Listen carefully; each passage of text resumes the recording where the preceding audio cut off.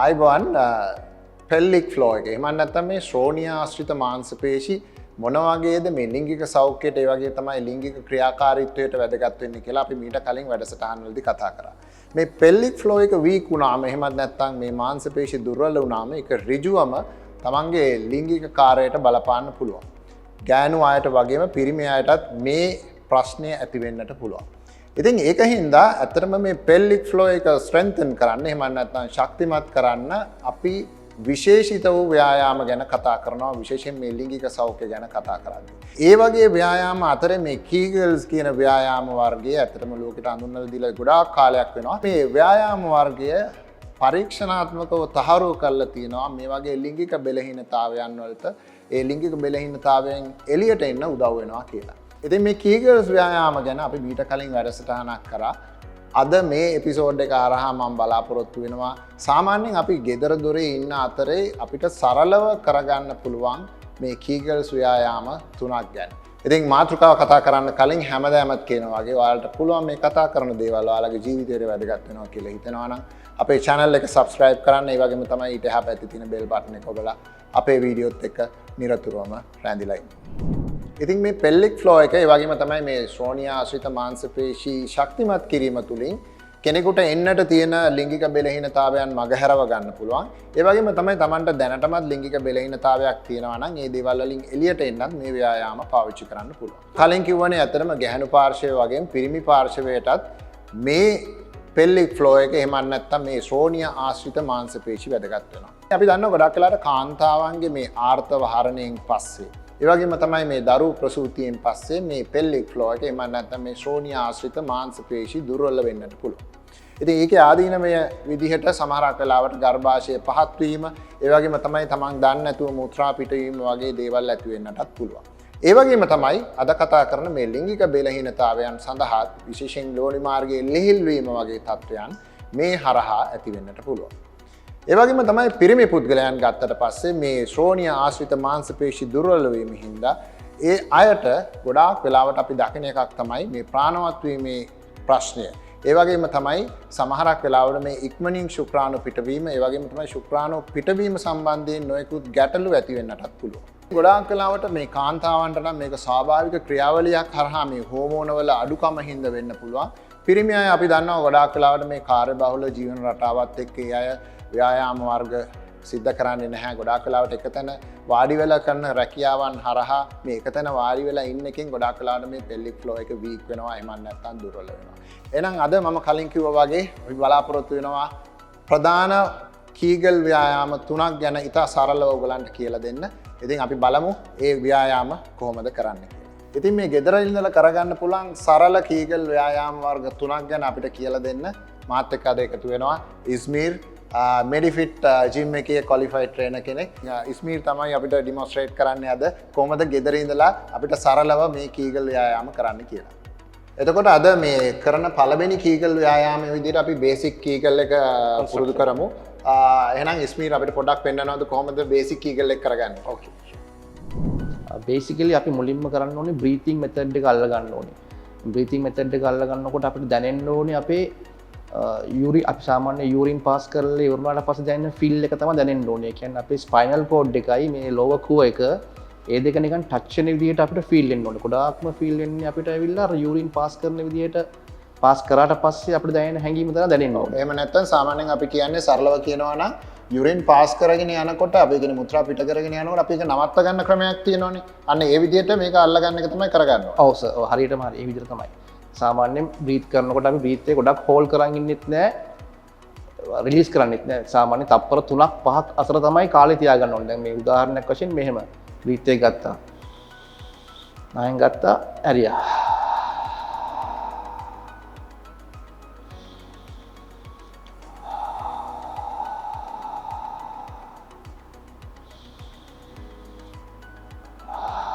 අපි කොච්චර වාර ගණනක් කරන්න ඕනේද ඉස්මීර්? මිනිමම් අපි අවමේ කරන්න ඕනේ වාර 10ක්. සාමාන්‍යයෙන් 10යි 20යි අතර යන්න ඕනේ. මුලදී අපිට පොඩ්ඩක් ඒක අර අපිට හුරු නැති හින්දා 10ක් ගිහිල්ලා අපි හෙමින් ඒක වැඩි කරගන්න ඕනේ 20ක් දක්වා. ඒ වගේ වාර 10යි 20යි අතර අපි කරන්න ඕනේ 3 පාරක් විතර. ඒක තමයි අපි අර සාමාන්‍ය විදිහට හුස්ම ගන්න ඕනේ. අර ගොඩාක් මේ ප්‍රෙෂර් කරන්නේ නැතුව සාමාන්‍යයෙන් අපි බ්‍රීතිං ටෙක්නික්ස් එක තමයි අල්ලගන්න ඕනේ.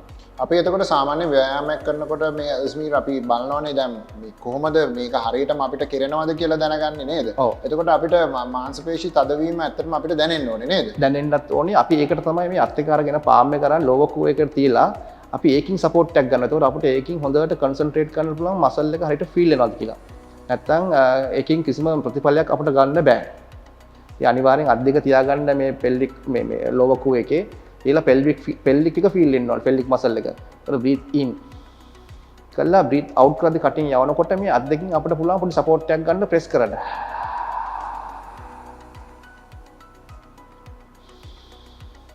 උරට එනකොට අත බුරුල් කරන්න ඕනේ. පල්ලෙහාට යද්දි බ්‍රීත් අවුට් කරනකොට අපි හොඳට මේ අත් දෙකෙන් ප්‍රෙස් කරන්න ඕනේ. ප්‍රෙස් කරනවා කියන්නේ සපෝට් එකක් ගන්න. ඒතර තමයි අපිට හොඳට දැනෙන්නේ ඒක. මේක තමයි පළවෙනිම අපේ බේසික් එක.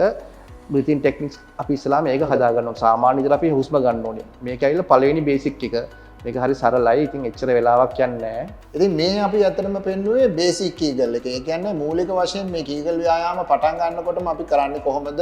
විශේෂයෙන් මේ අපි ශ්වසනයත් එක්ක කොහොමද මේ මාංශපේශී තද කිරීම කරන්නේ? ඉතින් වාර කීයක් කරන්න ඕනේද? ඒ වගේ දේවල් තමයි ස්මීරාද කියලා දුන්නේ.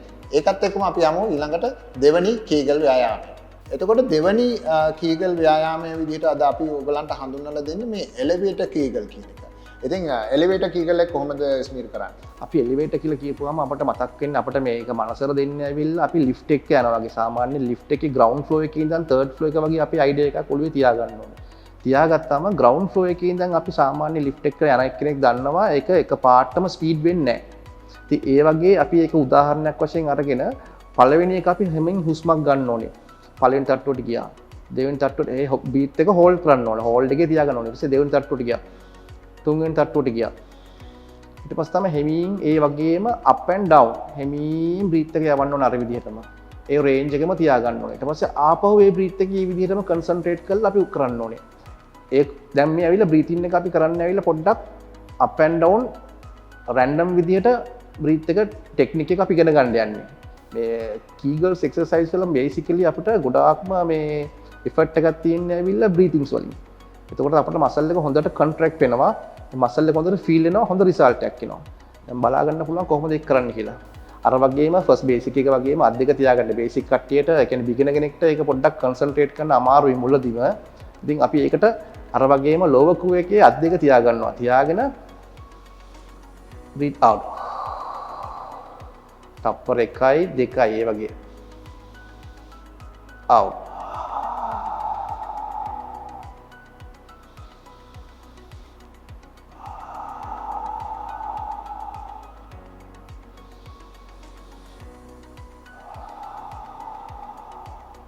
දැන් මේ දෙවෙනි එක කරපුවාම පළවෙනි එකයි දෙවෙනි එකේ අර බේසික් ෆවුන්ඩමෙන්ටල් එක කියන්නේ අර කොහොමද යන්නේ කියලා Tamanට තේරෙන එක වර්ක් වෙන විදිහ. මේක තමයි ડોක්ටර් මේ දෙවෙනි එක්සර්සයිස් එක. එතකොට ඒ අපි කතා කරේ ඒකෙත් අපි සාමාන්‍ය වාර ගන්න කීයක් විතර කරන්න ඕනේද? ඒකෙත් ડોක්ටර් සාමාන්‍යයෙන් අර මුලදි වගේම 10යි 20යි අතර ඉතින් මුලදි මම රෙකමන්ඩ් කරනවා අර කියන්නේ බේසික්නේ බිගිනර් කෙනෙක්ට 10ක් විතර කරා නම් හරි ડોක්ටර්. ඔව් 10කින් පටන් අරගෙන ඊට පස්සේ අපිට ඒක ඇඩ්වාන්ස් වෙනකොට ඒ කියන්නේ අපි ඊළඟ පියවර වලට යනකොට ඒක වැඩි කරන්න පුළුවන්. ඉතින් මම හිතනවා ඔයගලන්ට ස්මීර් කියප එක පැහැදිලියි කියලා. අර මුලින් කරේ අපි සාමාන්‍යයෙන් නිකන් බ්‍රීත් කරලා ඒ මසල් එක කන්ට්‍රැක්ට් වෙන එක එහෙම නැත්නම් සංකෝචනය වෙන එක බලපු එක. මේ එලිවේටර් කීගල්ස් කියන එකේ පියවර වශයෙන් අපි ටිකක් තද කරනවා තව ටිකක් තද කරනවා ඊට වඩා තද කරනවා ඒ විදිහට තද කරගෙන යන එක තමයි මූලික වශයෙන් සිද්ධ වෙන්නේ. ගෙදර ඉඳන් කරගන්න පුළුවන් කීගල්ස් ව්‍යායාම තමයි අපි අද කියලා දෙන්නේ. ඉතින් ඒකේ තුන්වෙනි ව්‍යායාමය විදිහට අපි මූලික ව්‍යායාම දෙකක් කතා කරලා ඊළඟ ව්‍යායාමය තමයි මේ ක්වික් ෆ්ලික්ස් කියන්නේ.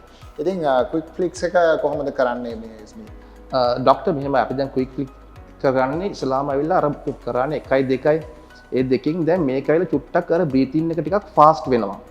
ඒ ෆාස්ට් වෙන්නේ ඇවිල්ලා අපේ තියෙන අර කන්ට්‍රැක්ට් එක මසල් එක හොඳට ફોකස් වෙනවා. දැන් උදාහරණයක් වශයෙන් අර විදිහටම අපි අත් දෙක තියාගන්න ලෝවර් කෝ එකේ දැන් මේ අපි දෙන්නේ බිගිනර් කෙනෙක්නේ. එතකොට දැන් සාමාන්‍යයෙන් බ්‍රීත් කරනකොට අර වගේ ක්වික් බ්‍රීත් ස්ලෝ බ්‍රීත් එකක් යන්නේ නැහැ. දැන් ලාස්ට් එක අපි යන්නේ බ්‍රීත් එක පොඩ්ඩක් ක්වික් වෙනවා මේ වගේ.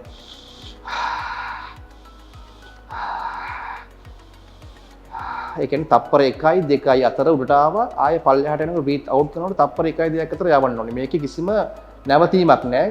කීප් බ්‍රීත් කරන්න ඕනේ. අපි මතක තියාගන්න ඕන ඩොක්ටර් එකම දේ තමයි මේ බ්‍රීත් කරනකොට අමතක කිරීමක් කරන්න බෑ මසල් එක කොන්ට්‍රැක්ට් වෙන්නම ඕනේ. ස්පෙෂලි pelvic floor muscles ටික.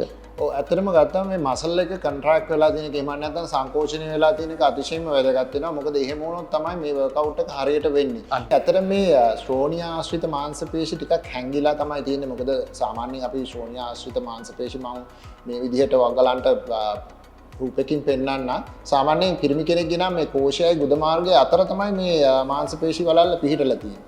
එතකොට මේ මාංශ පේශි තද වෙනවද කියලා අපිට අපිට අල්ලලා බලන්නත් පුළුවන්. එහෙම නැත්නම් ඒක කරන කෙනාට ඒක තේරෙනවා. ඉතින් ඇත්තට මේ ව්‍යායාම කරනකොට මේ මාංශ පේශි මේ විදිහට සංකෝචනය වෙලා තද වෙලා තිබීම අනිවාර්යෙන් වැදගත් වෙනවා. ඔව් ඩොක්ටර් හරි ඒක. මේකින් මේ සාමාන්‍ය මේ එක්සර්සයිසස් කරපු ගමන්ම රිසල්ට් එකක් එන්නේ නැහැ.